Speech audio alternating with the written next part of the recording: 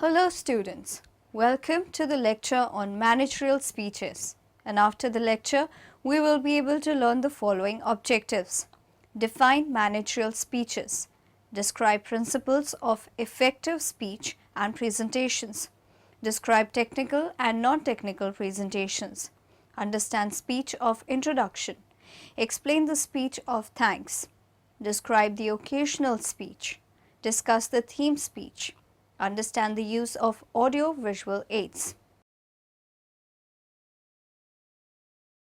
Let's start with a brief introduction. A successful manager, which is one who communicates effectively with his subordinates. It is really essential for managers to express their views clearly for the team members to understand what exactly is expected out of them. While speaking, the pitch ought to be high and clear for everyone to understand, and the content must be designed keeping the target audience in mind. There are certain types of speeches and each type contains certain characteristics. Just like essays, all speeches have three main sections: the introduction, the body and the conclusion. Unlike essays, speeches must be written to be heard as opposed to read. We need to write a speech in a way that keeps the attention of an audience. Simply means that speech should contain a little color, drama or humor. It should have flair. The trick to giving speech flair is using attention-grabbing anecdotes and examples.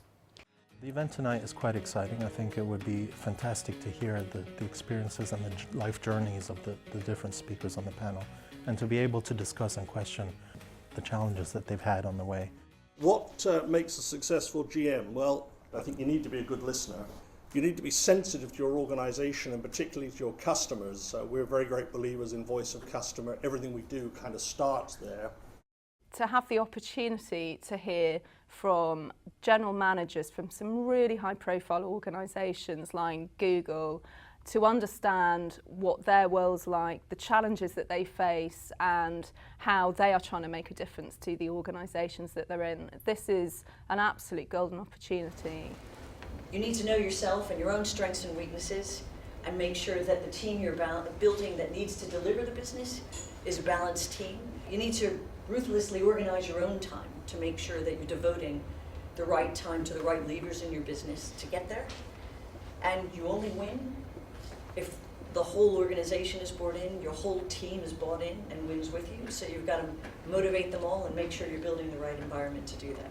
The career support at London Business School is very important, and it's helped me approach my career development in a more structured and rigorous manner than I have done previously. One of my big ones, especially in my part of the world at the moment, is finding and keeping good people. And that's one of the toughest ones in the lot, actually. You get the right people around a business, it works every time. I can only tell you this.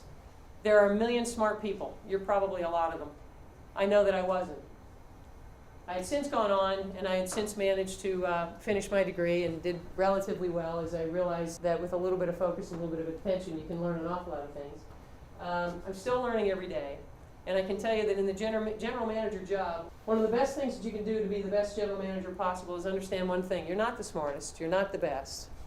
But what you do have is you need an uncanny ability to bring out the best in all the other smart people that you have that's on your team. You need to play to their strengths. You need to figure out what they are, and the best thing is you need to make sure that they all want to play together. I think it went very well. We sometimes kind of lose sight of the bigger picture, which is what you need to do as a general manager, somebody whose real job is simply about trying to manage all the people doing all those things. So this was a great opportunity to hear from four really senior people. I found all four of the speakers tonight had some great experiences and perspectives to share, and I also enjoy the networking afterwards too, to be able to ask very personal kinds of questions, as well as the general ones that were in the session there. The more exposure you have to as many of the panelists, many guest speakers, you're getting a taste of the real world. For me, the best bit of this session was how they view about students coming out from college like LBS, what's the skill set we're expected to bring, and what do they think is important as far as being a general manager is concerned. So I thought it was a very good experience. Let us explore the principles of effective speech and presentations. Proper preparation prevents presentation predicaments. Speech preparation is the most important element to a successful presentation and also the best way to reduce nervousness and combat fear. Select a speech topic. This may seem like an easy task, but there are infinite public speaking topics. How do you choose the right one? How do you select a topic which is a perfect fit between you and your audience? Your topic leads to your core message. The entire presentation aims to deliver this core message to your audience. Create a speech outline. Speech needs structure. Without structure, your audience will either wonder what your core message is or they will lose interest in you entirely. Sadly, this step is often skipped to save time. A planned outline is vital. Write the speech. Speech writing is an interactive process which begins with your first draft. Writer's block can handicap speakers at this stage. Once the first draft is created, speech writing involves iteratively messaging your first speech into its most effective form. Keeping your ego in check, you are wise to edit mercilessly. Remember that speeches should be written for the year. Adopting figures of speech will keep your speech from sounding like an essay or legal document. Self-critique. Prepare for the next speech. Although listed as the final step in the process, it is really the first step in preparing for your next speech. After you have delivered your speech, examine your performance objectively. This will solidify lessons learned as you prepare for your next speech challenge. After you have tabulated the results of your questionnaire, you should use those results to help adapt your speech to the knowledge, interests, and attitudes of your audience. This does not mean you should compromise your briefs to get a favorable response. Nor does it mean you should use devious, unethical tactics to persuade your listeners. You can remain true to yourself and to the principles of ethical speech making while simultaneously seeking to make your ideas as clear, appropriate, and convincing as possible. Commemorative speech. A 4 to 5 minute speech paying tribute to a person, a group of people, an institution, or an idea. The subject may be historical or contemporary, famous or obscure. In writing this speech, you should seek to use language creatively and imaginatively so as to invest the topic with dignity, meaning, and honest emotion. A manuscript of the speech, 2 copies, is due on the day the speech is delivered. This speech will be delivered from manuscript rather than from a speaking outline. Let's first look at the principles of a good presentation. So firstly, you should introduce yourself, who you are and what you do. Then you should state the topic of your presentation, what you'll be covering in your presentation, and then state what your point is, or what you'll be arguing, if anything. Re-emphasize this at the end of your presentation in a summary. Now we move on to the practicalities of giving a good presentation. Think about how you use your voice. Make sure you can project your voice effectively. If not, then use a microphone. Think about the tone of your voice. Make sure you have a very friendly tone to your voice and try not to be monotonous. Otherwise this will bore your audience. Also, speak clearly. Stick to your time limit, which shows courtesy to your host and your audience. Because if they're expecting you to be a certain amount of time, they may have planned something after your presentation is finished. Don't start late, as this has a knock-on effect, especially if you've planned to be a certain amount of time. And allow yourself time to set up so that you don't start late. Consider the pace of your presentation, how you deliver it. Make sure that everyone can keep up and that you are clear. Think of your audience in other ways as well. Think about how you dress. So do you dress smartly or do you dress casually? Does anyone in your audience have special requirements? Think about preparing your presentation for that instance. Think about terminology. We'll look at terminology in more detail later, but make sure you're professional in what you say. That means no swearing. Don't say anything offensive. And make sure you face your audience. Don't turn your back to them. Check in advance the room and equipment so you know what you've got to use, especially if you're using technology, which can be complicated to set up in some cases, and know the limitations of the environment. Know how far you've got to move around. Is it a performance or discussion? Are you giving a presentation to the audience, or will they be participating? Think of ways of engaging them either way. For instance, use rhetoric or plan activities. And think about the use of technology. What are you going to be using? Is it feasible to use it? Do you know how to use it? Does your audience? If not, then you will need to learn how to use it. You'll need to know how to explain how to use it to your audience. And most importantly, you need to remember to take it with you. Let's have a look at the structure of a good presentation. So, planning and delivering a presentation is a bit like planning and writing an essay, but instead of writing an essay, you're talking to an audience. You need to begin with an introduction, which should consider the principles and practicalities of giving a good presentation, whilst also grabbing the attention of the audience. Next comes the main content, structured like an essay into different points with a clear pattern or flow to it. Make sure you link each section to the next. Then you need to conclude, again considering the principles and practicalities and summarising your presentation. You may also want to give your audience something to go on. Let's study the topic of technical and non-technical presentations. As a technical presenter, you face considerable challenges. Not only must you know your product cold, be skillful in running the software and adept at the picks and clicks, but you must also engage the customer, speak to be understood by non-technical people, articulate the key benefits, and present a calm and confident demeanor, or so others perceive you as a competent, committed, and trusted partner. Today's technical presenters need to master the fundamental principles of presentation skills that are necessary to develop deeply enriching, highly engaging, and long-lasting relationships with their users and customers.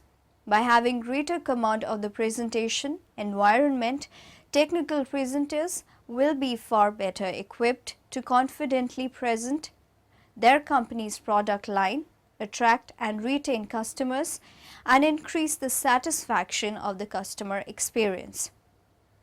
If the technical specialist can be more confident and persuasive when in front of a group, he or she will better able to contribute more readily to their company's successes. Challenge. So how can you learn to give great technical presentations to both technical and non-technical audiences and keep attendees and your customers interested, alert, and excited about your product solution? The technical demo presentation skills program will give you the skills you need to make your technical presentations come alive. Feel good, do good phenomena. After getting an A on a difficult test, we are more willing to help others out by helping them in class because the grade put us in a happy mood. When someone finds money on the ground, they are more likely to help a man pick up his papers he dropped in the street. Adaptation level phenomena. Our tendency to form judgments relative to a neutral level defined by our prior experience. If we go to a small swimming pool after going to a bigger pool, we complain that the pool is not big enough. We adjust our neutral levels based on our experiences. How to lead happy life. Leading a happy life is the goal what everybody wants to fulfill. However, few people could achieve it successfully. We are all easily influenced by those frustrating things. As a matter of fact, living happily depends on some principles and it is not difficult for you to accomplish. Having positive attitude. When you encounter challenges, positive attitude could give you the courage to fight with them. Viewing things positively when you get upset. It may help you calm down to come up with the solutions. Setting appropriate expectation expectation is a useful way to push you making an effort, but appropriate expectation is enough. Setting expectation beyond your capability would easily cause to frustration. Having good relationship. Good relationship usually plays the role of controlling a tendency of situation. You could be given good support and help when meeting troubles because of good relationship. Keeping a healthy body to keep a happy life. Keeping a healthy body is the most important.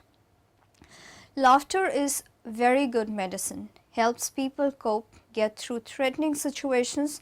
Looking at life with humor and laughter helps provide perspective and balance when life seems unfair. Humor and laughter are a source of power, healing, and survival. Side effects of laughing. Elevates our mood and fosters instant relaxation. Boosts our immune system. Improves brain functions. Connects you to others. Boosts your energy and alleviates muscles tension. Let's now discuss the speech of introduction. Speech is an opener written to introduce the speaker and the subject they will be talking about. It is helpful to provide the audience with details of the speaker's background and achievements in order to establish the speaker's credibility with respect to the topic. The most desirable medium of communication between humans. There are several ways of characterizing the communication's potential of speech. One highly quantitative approach is in terms of information theory. According to information theory, speech can be presented in terms of its message, content, or information. An alternative way of characterizing speech is in terms of signal carrying the message information, that is the acoustic waveform. The widespread application of speech processing technology required that touch tone telephones be readily available. The first touch tone telephone was demonstrated at Bell Laboratories in 1958 and deployment in the business and consumer world started in the early 1960s. Since DTMF service was introduced to the commercial and consumer world less than 40 years ago, it can be seen that voice processing has a relatively short history. Croy, how to write a speech. Your introduction. An introduction is something that's usually not given the time, the thought, or the effort that it really requires. It's actually a crucial part of setting up the audience to listen to you. Too many people, even at professional conventions that I've spoken at, they use a bio. They ask me for a bio, and they actually print it out and expect people to read it. I'm like, what are you, crazy? People are going to be listening halfway through the third paragraph saying, somebody please kill me, just get the speaker up there. We don't want that. We want the purpose of an introduction is to set up the listening, to get people curious to hear what you're going to say. So this is my basic formula to write out an introduction. So I want you to think of first you focused questions. I want you to start your introduction with 2 or 3 you-focused questions based on what your premise is, what you're writing or giving the speech about. Now this could be as simple as, have you ever seen a boring speaker? Have you ever been the boring speaker? If you're writing about speaking, if you're there to talk about customer service, when was the last time you had great customer service? Can you remember a time when you had horrible customer service? So we want to set up the listening and get the track along the lines of what you're going to speak about. So now people are thinking of their experience related to your topic. Second step would be to answer the question, why you? Why should we listen to you? So this is your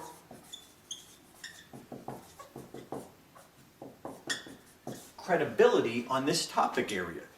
So what have you done? Who did you learn from? How did you find out about this? Or get the wisdom that you have that you're going to share with us. So 1, you focus questions, get us to think. 2, why credibility? Why you? And I'm a fan of this, if it's at all possible.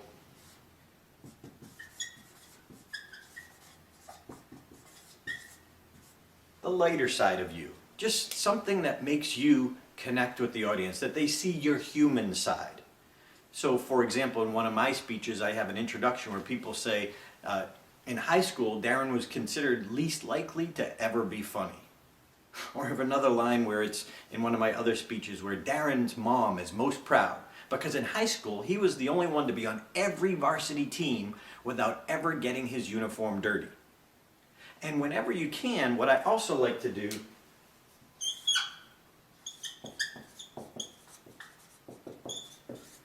is to customize a line to the group. So for example, in one of my speeches, Darren was considered least likely to ever be funny. But without a funny bone in his body and a willingness to fail, he pursued his childhood dream of someday speaking to the ABC Corporation. So I customized that line for each group and tie it into them. A great tip too would be to always send your introduction ahead of time, as well as print 2 copies, at least 14 or 18 point font. Because a lot of people are reading your introduction, they may actually be more nervous than you are about giving it, even though you're giving the speech, because this is uncomfortable to them. So make it as simple as possible. And the reason I say bring 2 is you want to give one to the introducer as soon as you get there. But I've had it happen that they're so nervous that they sometimes lose it, or the presenter before, the introduction's on the lectern, the presenter before puts down their speech and their notes, grabs their notes and the introduction, takes it with them. And now we're lost. So always have 2. You never know when you're going to use it. Factors affecting speech recognition. Modern speech recognition research began with the advent of the digital computer.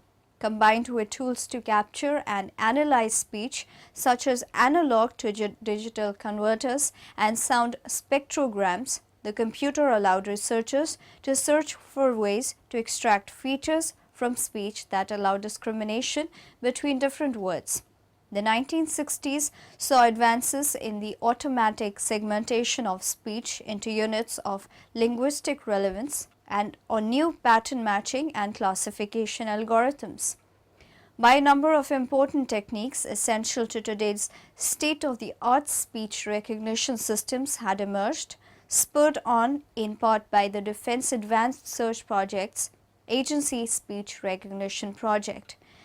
These techniques have now been refined to the point where very high recognition rates are possible, and commercial systems are available at reasonable prices.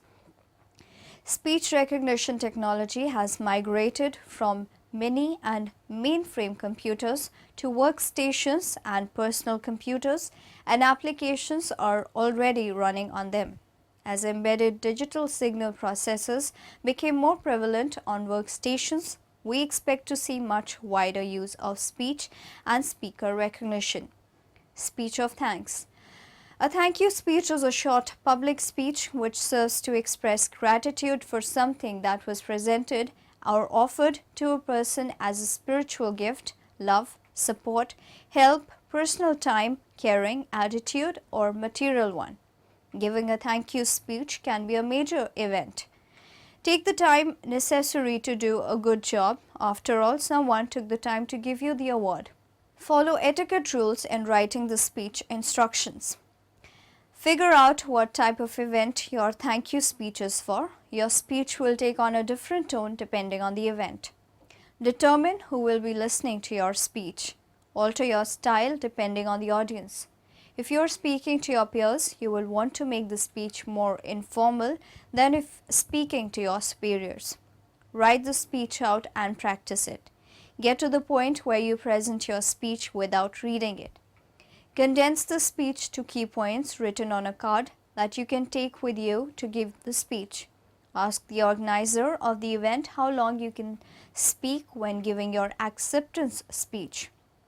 Rework your speech at this point if needed to fit the time constraint. Rehearse your written speech in front of the mirror. This will give you an idea of how it will sound in front of a group of people. If you have a friend or family member that is willing to listen and help you practice, so much the better. Take a deep breath, relax, use your notes, and enjoy giving your speech. Before you begin writing a speech thanking someone, decide what tone you want the speech to have. whether differential and formal or light-hearted and funny. Once you settle on the tone, consider the venue at which you will be giving your speech.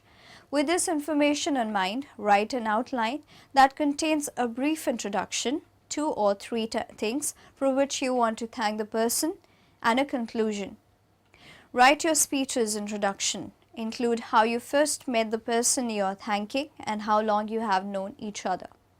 Write the body of the speech. Choose 2 or 3 things for which you are especially grateful and that you want to highlight specifically. Occasional speech. Let's now talk about occasional speech. Special occasion speech topics, checks for most particular events, and an easy method to outline this kind of best public speaking topics, and links to special occasional speech topic ideas. Above all, there has to be a clear connection with the unique purpose of the occasion. Also, the special occasional speech topics have to be both informational and persuasive. And third, share your thoughts for a better understanding of the goal and the context of the event. No need to emphasize that you have to be fully aware of your audience.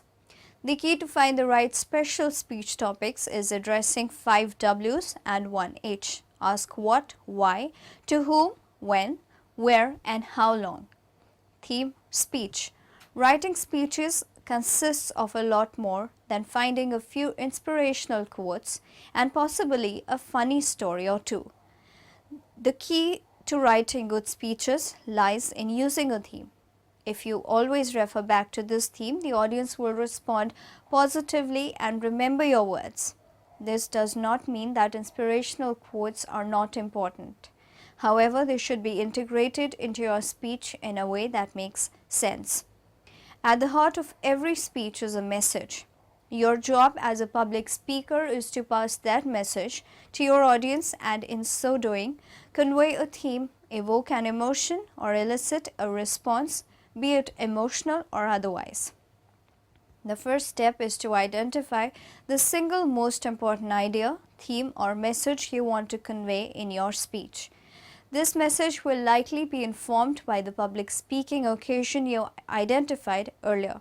For example, if you identify the occasion as the retirement of much-loved lifelong company man whose grandson has just joined the firm, some potential themes you identify may include family, grandson, grandfather, also the company family, continuity, gratitude, respect, the future. Once you have identified 3 to 7 potential themes, it is time to decide which of theme will be the dominant one. Again, there is no right and wrong answer. It is your speech. Pick the theme that resonates most with you. It is important to note that the themes not selected as your primary theme should still play a part in your speech. Use of audio-visual aids. The educator basically must contribute to the training of the individual in his character and conduct with a view to his integration into a given society and teach new ideas, facts and techniques to a specific public.